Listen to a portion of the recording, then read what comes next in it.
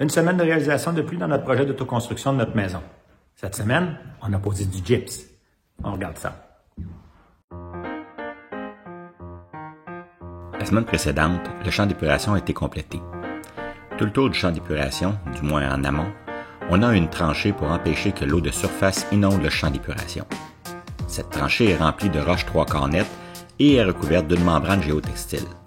Pour éviter que la membrane ne puisse s'envoler, je la recouvre d'une petite couche de 3/4 et de grosses roches. Ensuite, on a donné un premier coup de râteau à grandeur du champ d'épuration pour ramollir la surface et faire disparaître les bosses qui restaient. On a étendu un mélange de trèfle et de gazon. Ensuite, un dernier petit coup de râteau, tout juste en surface pour que la semence soit légèrement sous la terre. Il ne reste qu'à recevoir un peu de pluie pour que ça pousse. Dans la maison, il nous restait un peu de fil à passer.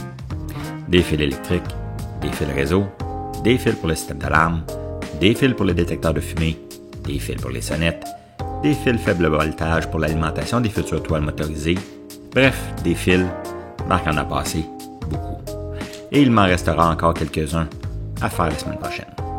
Une fois tous ces fils passés, il faut qu'ils se terminent dans une boîte électrique, du moins pour les fils électriques. Et sur tous les murs où on a installé de l'Enermax ou un autre coupe-vapeur, il faut créer l'espace nécessaire pour la boîte, mais aussi maintenir l'intégrité du coupe-vapeur. Alors une fois l'espace nécessaire créé, j'utilise un polythène 6 millième que j'insère dans le trou que je viens de faire pour la boîte. Ensuite, je colle ce polythène tout le tour avec du ruban pour rendre le tout étanche.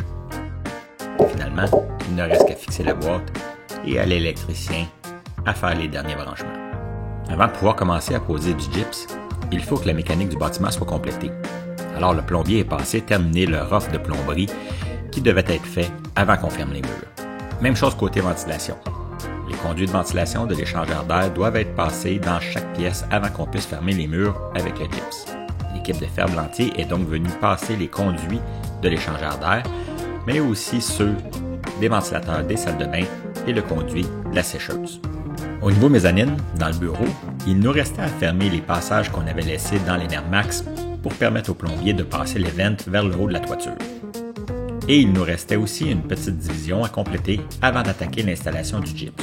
Un petit bout de mur au-dessus des portes coulissantes du garde-robe du bureau. On y est enfin. Bon, ok. C'est pas comme si la maison était terminée, mais on dirait que la pose du gyps est un jalon significatif dans l'avancement de notre projet. Donc, pose de gyps au plafond cathédral. Avec le plancher temporaire, le plafond du toit cathédral a tout de même 13 pieds de haut. Avec le levier à gyps, on réussit presque à amener la feuille à sa position finale.